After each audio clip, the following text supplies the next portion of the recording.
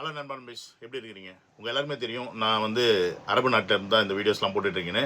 உங்களுக்கு இப்போ அரபு நாட்டோட சுச்சுவேஷன்ஸ் எல்லாமே தெரியும். ஏன்னா ஈரான் இஸ்ரேல் வார்னால பல பேர் இங்கே வந்து வேலை இழந்திருக்காங்க, வேலையை விட்டு ஊருக்கு போயிருக்காங்க. ஸோ வேலை இல்லாமல் இங்கேயே நிறைய பேர் இருக்கிறாங்க. ஸோ அப்படி ஒரு சூழலில் தான் நானும் இருக்கிறேன். கடந்த 2 மாதமாச்சு எனக்கு வேலை போய் ஸ்டார்ட் பண்ண வேண்டிய இந்த ப்ராஜெக்ட் இந்த சண்டேனால ஸ்டார்ட் பண்ணாமல் போனால எனக்கு வேலை போயிடுச்சு. ஸோ நான் இங்கே சர்வை பண்ணுறதுக்கு எனக்கு உங்களுடைய சப்போர்ட் தேவை. ஸோ முடிஞ்சுனா உங்களால் இந்த QR கோட் யூஸ் பண்ணி உங்களால் முடிஞ்ச சப்போர்ட்டை நீங்கள் எனக்கு செய்யுங்க.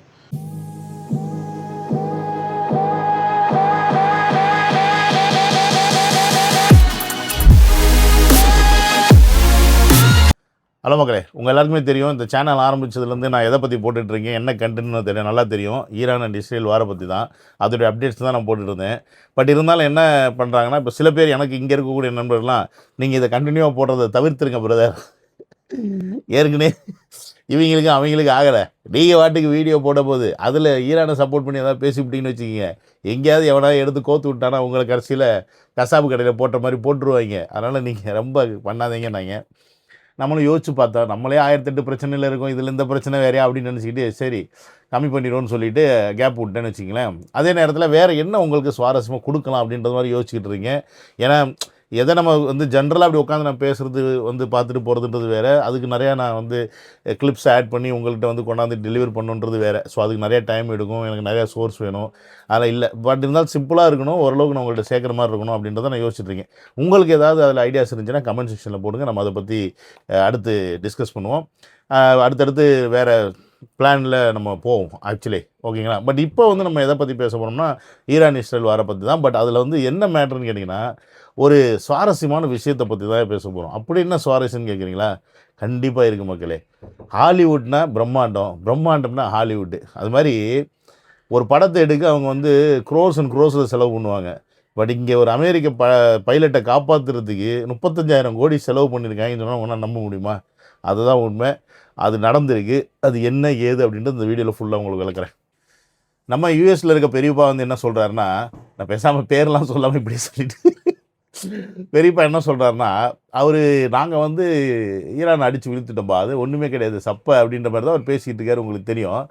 இப்போ என்ன பண்ணியிருக்காங்க, லேட்டஸ்ட்டாக ஒரு பைலட் ஒருத்தவங்க உள்ளே போயிருக்காங்க. என்னது உள்ளே போயிருக்காங்க, F-15E ரக பைலட்டு அந்த ஃப்ளைட்டில் தான் உள்ளே போயிருக்காங்க. இது என்ன பண்ணிட்டாங்க, ஈரான் அவங்களுடைய டிஃபென்ஸ் சிஸ்டத்தை வச்சு அடித்து தூக்கிட்டாங்க. இவங்ககிட்ட ஒன்றுமே இல்லை, எல்லாத்தையும் நாங்கள் அடிச்சிட்டோம் முடிச்சிட்டோம் அப்படின்னு சொல்லி சொல்கிறாங்க. யார் பெரியப்பா சொல்கிறாரு. பட் இங்கே அவங்க அடித்து தூக்கிட்டே இருக்கிறாங்க. அப்படி அந்த ஃப்ளைட்டு அடிக்கும்போது அங்கே அந்த ஃப்ளைட்டு டேமேஜ் ஆகி விழுந்தது மட்டும் இல்லாமல் அந்த பைலட் என்ன பண்ணிட்டாரு, எஸ்கேப் ஆகி இப்போ இந்த இது எமர்ஜென்சி பட்டன் நான் ஒன்று எஸ்கேப் ஆயிடுவாங்கள்ல, அது மூலமாக போனவர் ஆனால் ஈரானுக்குள்ளேயே லேண்ட் ஆகிட்டார். இப்போ இங்கே சிக்கல் ஆயிடுச்சு. ஸோ இந்த லேண்டான பைலட்டை வந்து இப்போ எப்படியாவது காப்பாற்றி ஆகணும் அமெரிக்கா. அதுதான் வந்து எக்ஸிக்யூஷன் பிளான். பட் இங்கே அந்த பைலட்டு விழுந்தது வந்து பார்த்திங்கன்னா, எங்கே விழுந்திருக்கார் ஏது விழுந்திருக்காருன்றது ஈரானால் தெரியும், ஈரானால் கண்டுபிடிக்க முடியல. ஏன்னா அவங்கக்கிட்ட தான் ஃபுல்லாக அந்த எப்படி சொல்கிறது, சேட்டலைட்லேருந்து எல்லாத்தையுமே அடித்து நொறுக்கிட்டாங்களே, இன்டர்நெட்டே ஒன்றும் இல்லையே. அப்போ என்ன ஆகுதுன்னா, அவங்களுக்கு கிடைக்கக்கூடிய அந்த சோர்ஸ்னால் இங்கே விழுந்துட்டாங்க, பைலட் அடிச்சிட்டோம், ஃப்ளைட்டை அந்த பிளேன் அடிச்சிட்டோம், ஃபைட்டர் ஜெட்டை. அப்போ அந்த பைலட் இங்கே விழுந்தாருன்னு தெரியும், ஆனால் எங்கேன்னு தெரியாது. அப்போ ஈரான் வந்து என்ன பண்ணுதுன்னா ஒரு அனௌன்ஸ்மெண்ட் கொடுக்குது, இந்த மாதிரி ஒரு அமெரிக்க பைலட் வந்து உள்ளே விழுந்துட்டாப்புல, அவர் வந்து நீங்கள் கண்டுபிடிச்சி கொடுத்தா உங்களுக்கு சன்மானம் வழங்கப்படும் அப்படின்னு. ஆக்சுவலி அவர் பைலட்டான்னு கேட்டிங்கன்னா, அவர் வந்து வெப்பன் வந்து சோர்ஸ் பண்ணக்கூடிய ஒரு பைலட்டு, ஓகேங்களா? ஸோ அதனால் அந்த பொசிஷனில் இருக்கக்கூடியவர் தான் அவர். இவரை நீங்கள் கண்டுபிடிச்சி கொடுங்கன்னு சொல்லிட்டு ஈரான் வந்து ஓப்பனாகவே டெலிவிஷன்ஸ்லாம் வந்து பப்ளிசிட்டி பண்ண ஆரம்பிச்சிட்டாங்க. அவரை நீங்கள் பிடிக்கிறவங்களுக்கு நம்ம மக்கள் யார் பிடிச்சி கொடுத்தாலும் சன்மானம், அது உயிரோடவோ பணமாவோ அப்படின்ற மாதிரி போட்டாங்க. அதே நேரத்தில் இந்த பைலட்டு உயிரோடு தான் இருக்கார் அப்படின்னு சொல்லிட்டு இருக்கேன்னு சொல்லி அமெரிக்காவுக்கு சிக்னல் கொடுத்துட்டாரு. ஸோ இவங்களுக்கு என்னென்னா, இவர்கிட்ட இருக்கக்கூடிய என்ன தான் அந்த ஃபைட்டர் ஜெட் டேமேஜ் ஆனாலுமே இவங்க ஆல்ரெடி அந்த வெப்பன்ஸ்லாம் வச்சுருப்பாங்க. எங்கேயாவது இந்த மாதிரி லாக் ஆகிட்டாங்கன்னா கம்யூனிகேட் பண்ணுறதுக்கான டிவைசஸ் இருக்கும். இந்த பீகான் அப்படின்ற ஒரு டிவைஸ் மூலிமா, அதுக்கப்புறம் இல்லைன்னா சேட்டிலைட் கனெக்ஷன்ஸ் மூலிமா அவங்க வந்து அவங்களுடைய ஆர்மிக்கு வந்து தொடர்பு சொல்ல முடியும், இந்த மாதிரி இங்கே இருக்கும் அப்படின்னு. அப்போ இவரை வந்து தொடர்பு பண்ணோன்னே இவர் இங்கே தான் இருக்கிறாரு, இந்த இடத்துல தான் வந்து லேண்ட் ஆகிட்டாப்புல, மீன்ஸ் அங்கே தான் விழுந்திருக்காப்புல, அவர் எப்படியாவது அங்கேருந்து காப்பாற்றி ஆகணும் அப்படின்னு யூஎஸ் முடிவு பண்ணிடுச்சு. இப்போ ஆனால் காப்பாற்றணும், எங்கே போய் காப்பாற்றணும், ஈரானுக்குள்ளே போய் காப்பாற்றணும். அப்போ ஆல்ரெடி ஈரானுக்கு நீ சண்டை போட்டுக்கிட்டு இருக்கீங்க, ஆனால் இந்த பைலட்டை நீ ஈரானுக்குள்ளே போய் காப்பாற்றணும் அப்படின்னா, அப்போ என்னன்னா இந்த பைலட்டை காப்பாற்றுறதுக்கு நீ ஒரு போர் பண்ணணும். அங்கே ஒரு குட்டி போராது நீ அந்த இடத்துல நடத்தி ஆகணும்.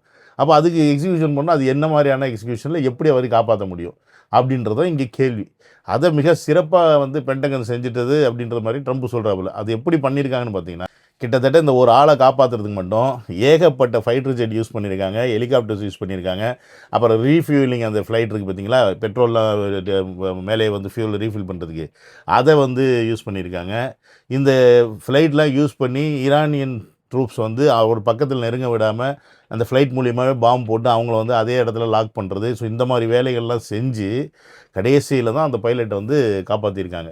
ஸோ இதற்கு இந்த பைலட்டுக்கு இந்த ஆப்ரேஷனுக்கு செலவு பண்ண காசு தான் கிட்டத்தட்ட 35,000 கோடி ரூபாய் அப்படின்ற விஷயத்தை வந்து சொல்கிறாங்க. இதை வந்து நம்ம பெரியப்பா பெரியப்பா என்ன சொல்கிறாருன்னா, ரொம்ப பெருமையாக பேசிக்கிறார். பார்த்தீங்களா, நாங்கள் வந்து ஒரு உயிரை கூட நாங்கள் விட மாட்டோம், நம்ம ஒரு பைலட் ஆனாலும் எவ்வளோ செலவு ஆனாலும் நாங்கள் அதை பற்றி கவலைப்பட மாட்டோம், நாங்கள் வந்து எப்படியாவது காப்பாற்றிடுவோம் அப்படின்னு சொல்லிட்டு அவர் பெருமை பீத்தலாக பண்ண போய் கடைசியில் நாக் அவுட் ஆகிட்டப்பில். எஸ், பத்திரிகையாளர் சந்திப்பெல்லாம் என்ன ஒரு கேள்வி கேட்குறாங்க அப்படின்னா, இதை நீங்கள் எப்படி பெருமையாக சொல்ல முடியும்? ஒரு பைலட்டை நீங்கள் காப்பாற்றுறதுக்கு ஒரு 30,000 35,000 கோடி நீங்கள் செலவு பண்ணியிருக்கீங்க, அதில் எவ்வளோ பெரிய ரிஸ்க் இருக்குது, ஒரு பைலட்டுக்கே நீங்கள் இப்படி அப்படின்னும்போது, நாங்கள் ஈரானில் நீங்கள் கிரவுண்ட் இன்வேஷன் பண்ண போகிறீங்க அப்படின்னு சொல்கிறீங்க. அதாவது ஆர்மிகளை தரை வழியாக நீங்கள் அனுப்ப போகிறதா சொல்கிறீங்க ஈரானுக்குள்ளே.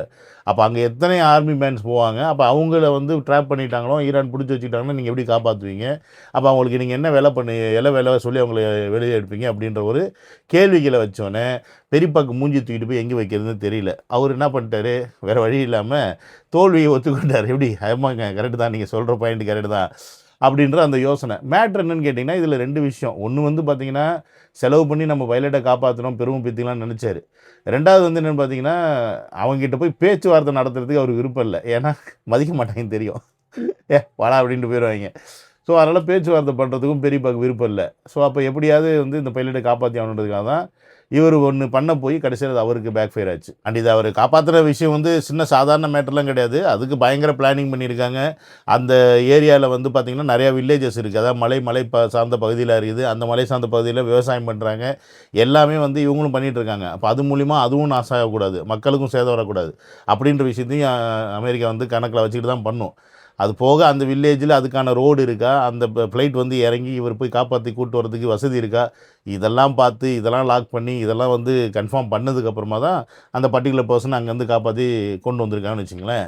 அப்போ இது வந்து ஒரு மிகப்பெரிய சாதனையாக தான் வந்து பார்க்க வேணும். ஆனால் என்ன மேட்ருன்னு பார்த்தீங்கன்னா, இவங்க பண்ணக்கூடிய இந்த எப்படி சொல்கிறது, இந்த சீப்பான அரசியல்னால் அவருக்கே வந்து அவர் பண்ண விஷயம் பேக் ஃபயர் ஆயிடுச்சு. ஆனால் இந்த எக்ஸிக்யூஷனை பொறுத்த வரைக்கும் இது கண்டிப்பாக படமாக எடுக்க வேண்டிய மெட்டீரியல் தான். ஏன்னா அதில் எல்லாமே இருக்குது. ஏன்னா அவ்வளோ ஃப்ளைட் யூஸ் பண்ணியிருக்காங்க, அவ்வளோ த்ரில்லிங்காக இருக்கும். அந்த நபர் எங்கெங்கெல்லாம் போய் சேஃபாக தப்பிச்சிருப்பார், எங்கெல்லாம் இருந்திருப்பார், எப்படி அமெரிக்கா படையை கான்டாக்ட் பண்ணி இந்த ஈரான் படைக்கிட்ட மாட்டாமல் இருந்திருப்பாருன்ற மாதிரி பல சுவாரஸ்யத்தோடு இந்த படத்தை வந்து அமெரிக்காக்காரர்கள் நினச்சாங்கன்னா 1.5 மணி நேரத்தில் 2 மணி நேரத்தில் அழகாக எடுத்து கொடுக்க முடியும். அதில் அவங்கள வந்து அடிச்சுக்க ஆள் இல்லைன்னு வச்சுக்கோங்க. ஸோ அதனால் அப்படிப்பட்ட ஒரு விஷயந்தான் இது. பட் இருந்தாலும் இந்த போர் அப்படின்றனால எவ்வளோ இழப்புகள், எந்த அளவுக்கு மனித உயிர்கள் வந்து பாதிக்கப்படுது அப்படின்றத ஒட்டுமொத்த உலக நாடுகளுமே சேர்ந்து பார்த்து அதற்கு ஒரு முடிவு கட்டணும் அப்படின்றத நம்ம கேட்குறோம். ஆனால் அதை பண்ணுறாங்களாம் பண்ணாமல் மேற்கொண்டு வளர்த்துக்கிட்டு தான் போகிறாங்க. பார்ப்போம். திருப்பி ஒரு 48 மணி நேரம் கெடு கொடுத்துருக்காப்புல நம்ம மாமா பெரியப்பா. ஐயோ! எனியோ மக்களே, பார்ப்போம் என்ன நடக்குது, எது நடக்குதுன்னு. See you on another video. Love you all. Take care. Bye-bye.